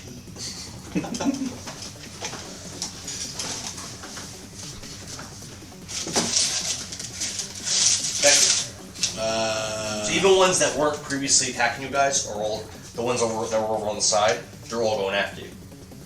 Okay. There's a giant horde ravenous. You see just saliva dripping down. Their hungry eyes staring at your head, trying to get you. Oh. But I just moved Sorin. Oh, fuck. Shit.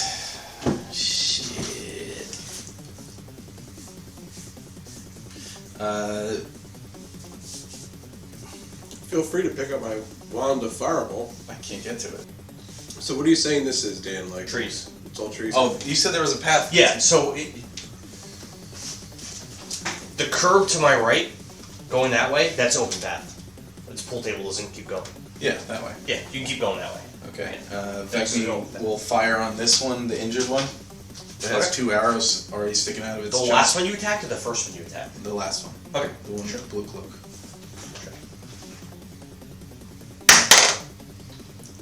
23.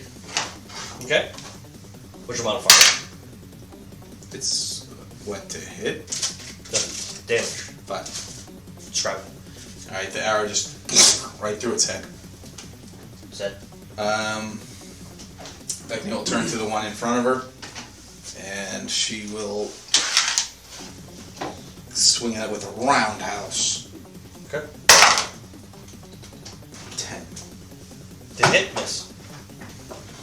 Okay, bonus action, disengage, Okay.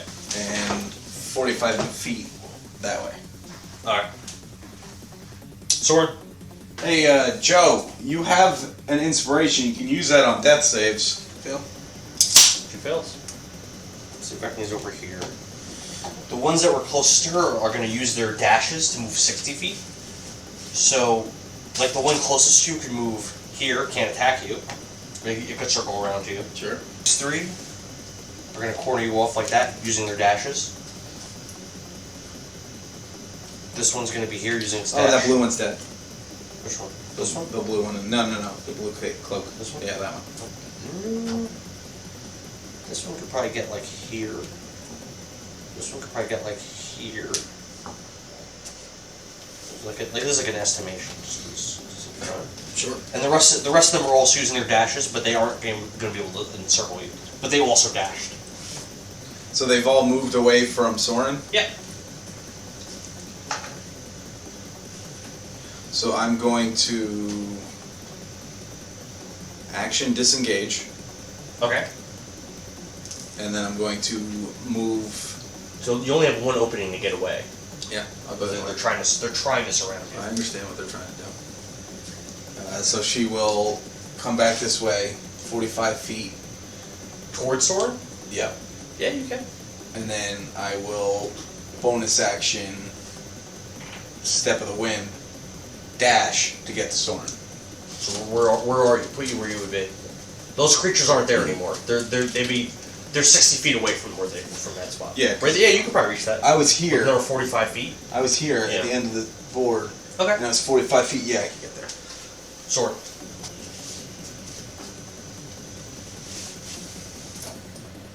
Whoa! We got 10. 18. Alright, it's a pass. The creatures dash back to you. So you move 45 feet back past them. So the ones in the back lines would probably be able to get to like here. I'm gonna say.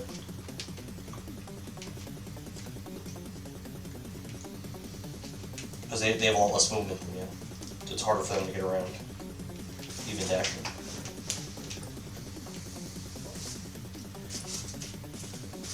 And some of them are even fanning out. Which seems like a strangely intelligent thing for them to do. Trying to block your way. Can I try to stabilize him? Give a healing kit and proficiency with it. No, because Give him a there's potion. never been. Ooh. He does. Do you know he has potions? Yes. Do you Of course know I where know he he keeps has them? Because if so, I think that would make sense to be able to do. If you know that he has them, then you know where he keeps them.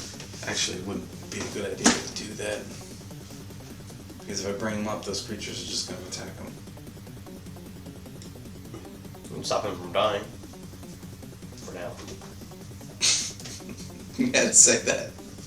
I have 1 potion of healing. That's it. 2d4 plus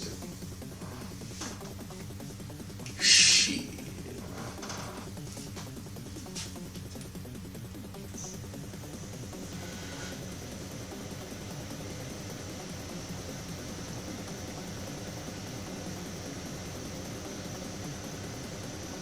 Alright, so Vekni gets over to Sorin. She turns back and sees the horde is still following her, and she goes, shit!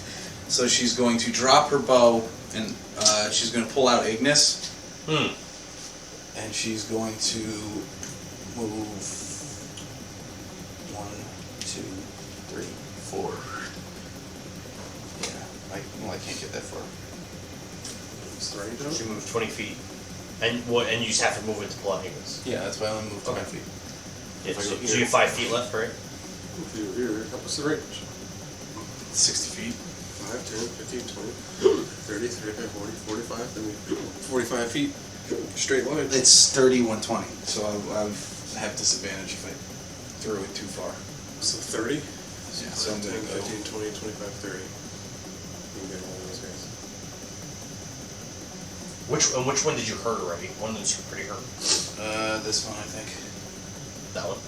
Okay. That's one ugly motherfucker. They're all pretty ugly. I'm gonna run out of keys soon. I think I have 3 left. Oh, you have to use key whenever you're doing patient defense and shit? Oh, you did that a bunch of times. Twice. I did patient defense twice and step of the wind once. It's like half your key. Yep, it is. Exactly half my key. Are you level 7 more? 6. 6. Alright, so she will bonus action step of the wind to.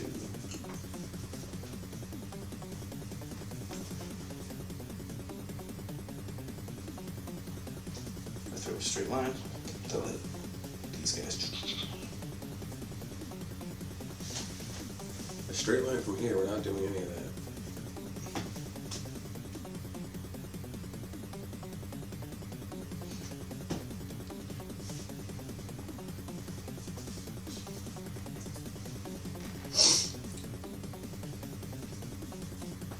Probably my best bet. 1, 2, 3, 4, 5. Alright, so she's going to whisper Ignis as she's running and aim for that guy.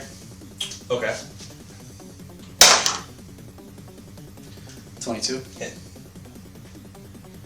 And that is 4d6. So all these guys.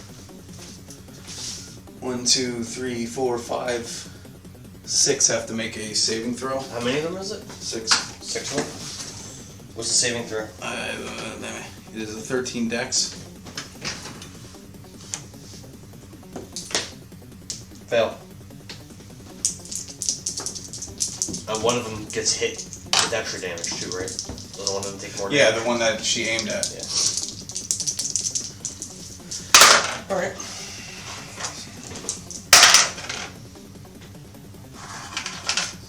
So all Did those. she aim it?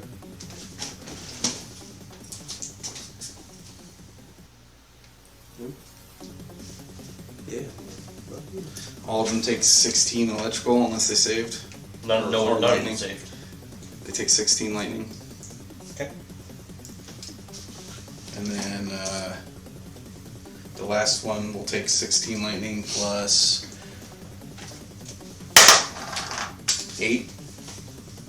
Plus 8? Mhm. There's 24 total? Yes. Describe it. Just that one. The Ignis strikes it straight in his chest, and the lightning, as it rolls up the other ones, just crackling, hits it, and the thing just fries like Kentucky Fried Chicken and just falls over. And he's crackling and smoke's flying out. So move that model just so I don't accidentally have them do stuff like last time.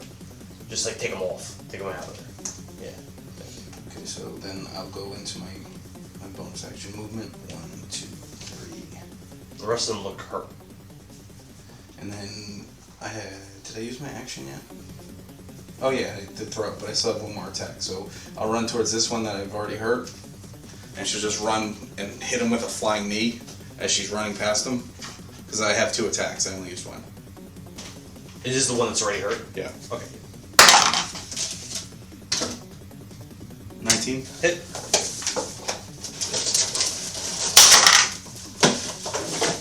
Uh, 7.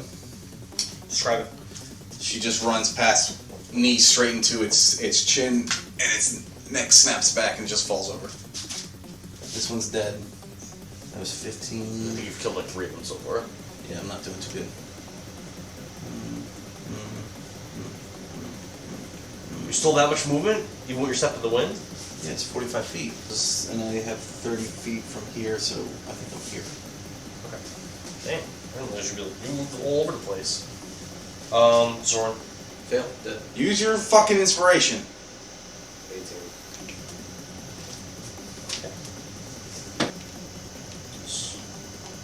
The ones closest to you, Vekni, are going to use their dashes to not attack you to get to the side. Again, it's a very smart, weird way for these creatures to be behaving. They're all going to dash to surround, Ah, fuck. not attacking, not even attacking you. Well, I can't. You're gonna have to keep track of the injured ones, so I know which ones are crispy. Let's say there were 6 of them. Let's just make it easy. 1, 2, 3, 4. Let's say this row. Okay. Make it easy. And these ones are also there, right behind, or in that row. Shit. Well, I'll be joining you shortly. She keeps yelling out to Marigold. She yells out the same thing that she said before. Marigold, we're under attack, and Dokin's son has fallen. King Dokin. Do a God, potions of water breathing. do an 18 persuasion, but it's not gonna take your action. Persuasion. 15. Okay. So this is no answer. Well, fuck. Alright, I'll use half my movement to pull out some dynamite. Kamikaze. Run low on dynamite, and she's going to. Well, you still have like 10 left or something. Or 9 Yeah, but left. that's low. I had like 30. Yeah, you've been using them a lot. She's going to take him out. She's going to take 2 out and throw him over here. So, what's your thing? 10-foot cube? Unlit. No, she's going to. So she's going to pull out 3, and she's going to throw them right in at this guy because he's surrounded the most. 15-foot radius. Damn, that's big. Oh, it's a big. That's gonna hit you too. Yeah. Then she'll throw 2 right at this guy. No, it won't. No? It won't hit me. Look at it. Look at it. So which ones get hit? This group. Okay. That includes all the ones that are already hurt, right? Yes. Okay.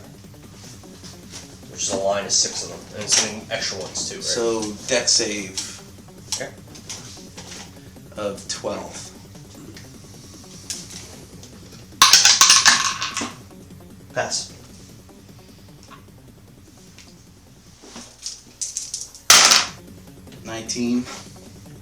Cut in half. So 8, 10. 10. Round it up. All the creatures that were already hurt are dead. So you can describe that. It was that line of 6. Vekni grabs a handful of dynamite, lights, and those creatures that were already crispy just light up instantly, and they turn to dust. Like.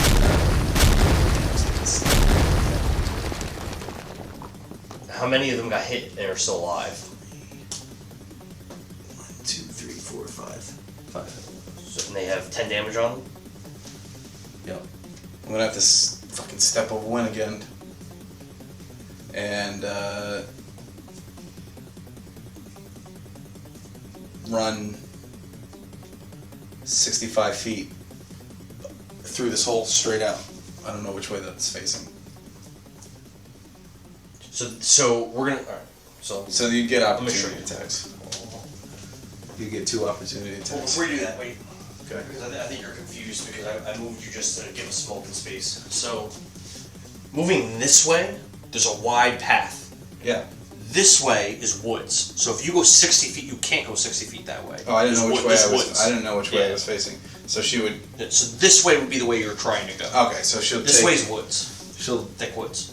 and she'll run off that way. So she'll take 2 opportunity attacks. Okay. 60. So it'd be 1, 2. So you're it'd be gonna have 50, plus another 45. 55. So she'll That's move- hard for him to catch you. 2 opportunity attacks? Yep. 20 AC. I'm gonna roll separate rolls.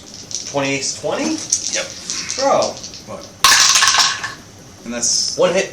Oh shit. 10 slashing. And then also you have to make a DC 10 Constitution save or become paralyzed. Oh god.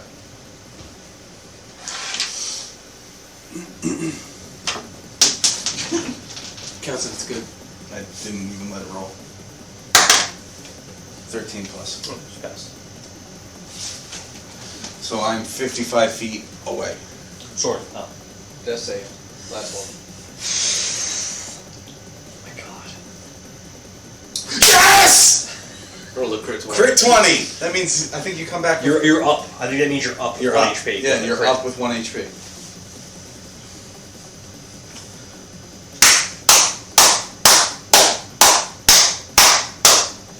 Woo! Can't keep a good man down. So, this battle's going on. Boom! The dynamite explodes. Creature's parts fly through the air with all this muck and dirt. Vekni's using all of her ki, trying to do step to the wind to get away. Sorin, his eyes are closed, he's laying down. His eyes open up. He comes back. All this is going on, and you hear that voice again disturb this intense battlefield. You hear that woman's voice. You hear, Tee, I'm not gonna kill you, silly gooses. And all of a sudden, all those creatures that were acting so hungry and feral and bloodthirsty, they stop, freeze, however they were. So if they were in the middle of like slashing, in the middle of trying to chase Vekni, everything that they were doing, they just stopped. And the only thing still moving with them is their eyes, as they stare hungrily at whichever PC is closest to them, and they just look with hunger, and they don't move. Still my turn. We get in priority. And they're just now they're like statues. Alright, Only their eyes move. Vekni is going to notice that they stop moving. She's going to book it towards Sorin. Okay. She gets there like that. Okay. And she'll see Sorin kind of like actively picking himself up, kind of like. And she'll do like a baseball slide in next to him. She goes, Son, are you okay? It could be better. Blood, he's spitting up blood. It could be better. She looks around real quick to notice again that they haven't chased her or whatever. She'll run over, pick up Ignis. It's not far away from where Sorin was. You're not in priority. I know. And then she'll run back and she goes, I told you this wasn't the right idea. What was your plan? To get the fuck out of here the other way, where there was less creatures. I mean, I'm fine. I'm a little tired. I'm okay. Okay. And Sorin will he'll cast Mold Earth and get all the dirt and debris off of him. The blood's still gonna be there. The blood's still gonna be there. See blood. They were trying to eat you alive, basically. So Sorin will take up some of the mud that's on there and he'll rub it into the blood stains that are on his garments, and then he'll mold earth and remove the blood. Okay. 800 XP piece. Yes. When you had 2 fails in a row, I was like, oh my god, he's gonna die, he's gonna Yeah, but quit. then he was about to accept the last one. I was like, dude, use your inspiration. He was like, fine. Why didn't you want to use your... Were you just being salty because you got downed really badly? Yeah. Yeah. Yeah.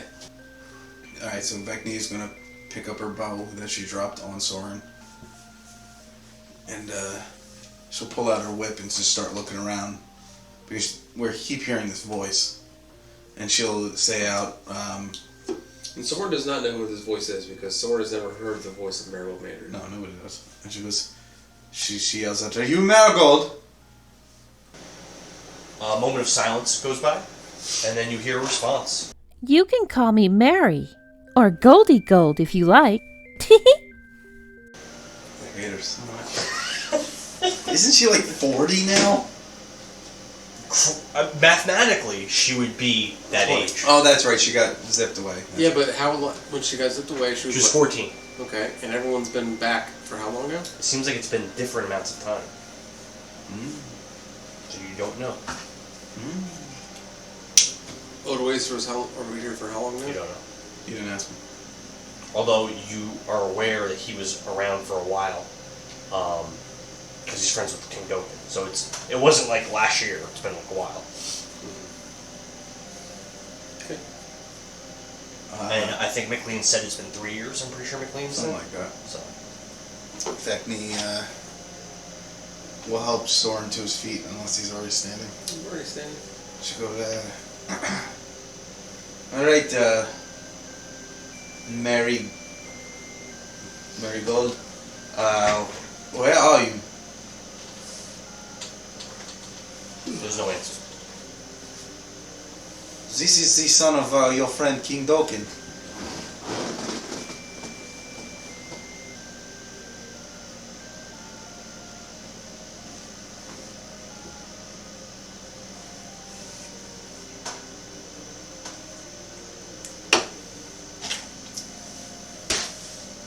Should we just kill these things while they're not moving?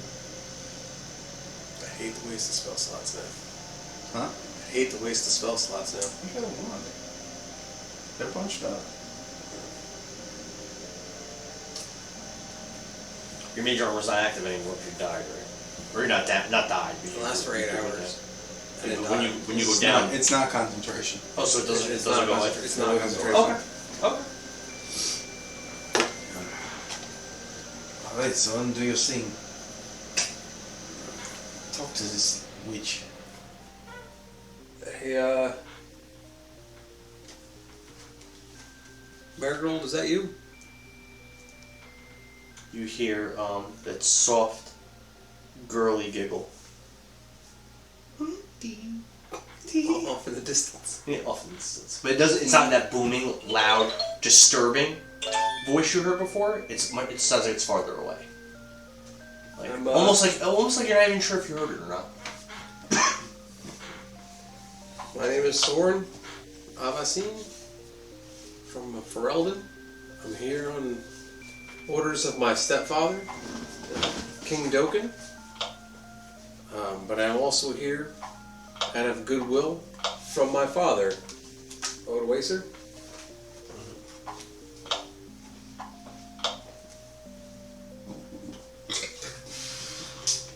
Sorin, answer. Doesn't answer. Okay. Cast mold earth enough to build a hut. Okay. I'm gonna go inside of it. Okay. What are you doing, son? Vekni will stand up outside of this little hut that he built. You guys are surrounded by those creatures. They're just not moving. Yeah, well, they're bunched up 55 feet away. Yeah, I don't see the creatures here. Marigold, were you one of these burning feasts? Nothing? Okay, I don't know. I just came with him. He wanted to talk to you. Are we safe to just be here, or are you going to try to kill us again?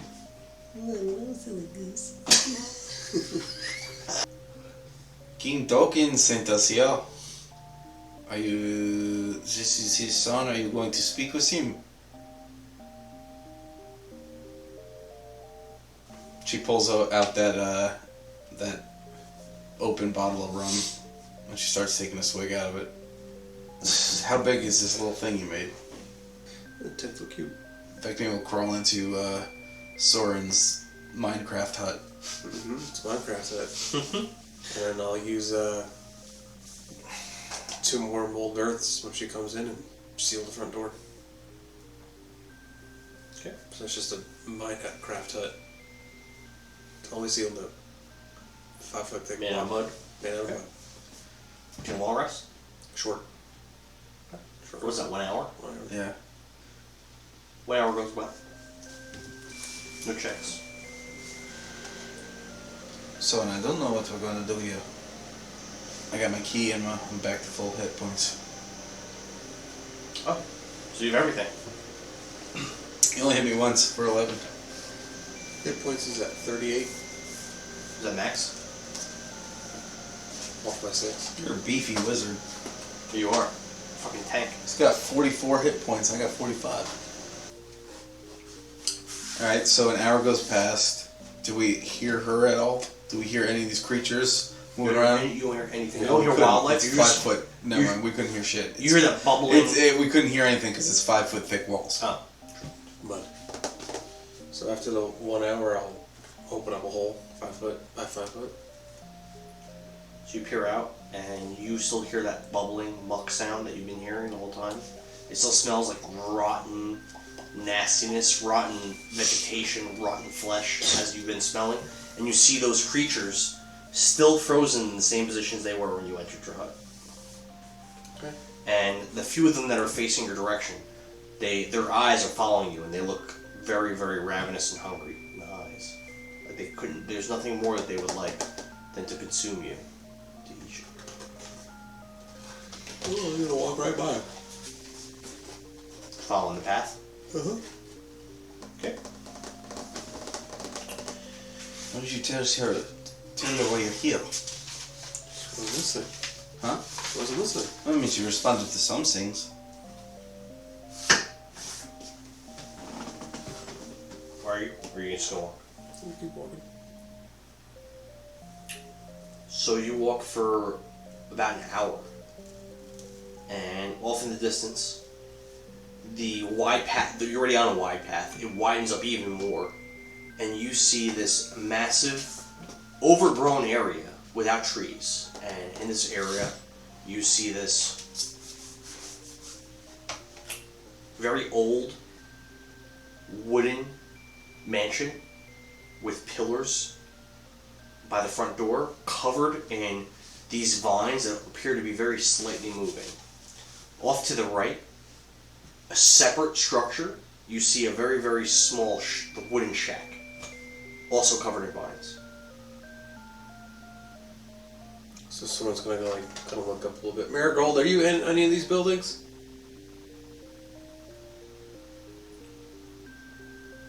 You don't hear an answer.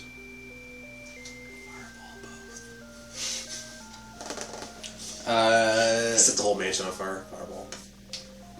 It's made of wood. It is made out of wood. Do we notice any of these creatures around? Or is it just the house and the shack? Just the house and the track. Are there lights on in the house? Yes. Well, not lights, but is there light coming from the house? Lights coming from every window, and there are many windows. It's a very large building. And as The we doors in front are these heavy-looking wooden double doors with stained glass windows, alternating purple and red. It's like one of those multi-windowed, like those, it's a mosaic. Yes, Yeah. and alternating purple and red. So as we get closer and we can see through the windows, do we see people inside? Do we see movement inside? Do we see anything like that? You don't see any movement. Do we hear anything? No.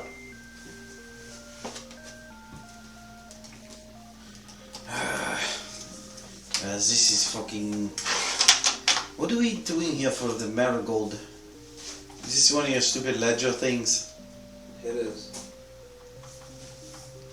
Why don't you go knock on the door and see if she's home? You can see that even the front door is covered in vines, thick vines. that appear Rich to will be cast moving. Unseen Servant, and I'll have him go to the front and knock on the door. Your unseen servant's invisible. Invisible. It's unseen. Duh, that's what that means. As your invisible apparition that you control climbs up the couple steps to the front door, reaches out to knock. Before its little hand strikes the door, even though I understand it's invisible, the vines really rapidly and quickly seed away. and the door's clear.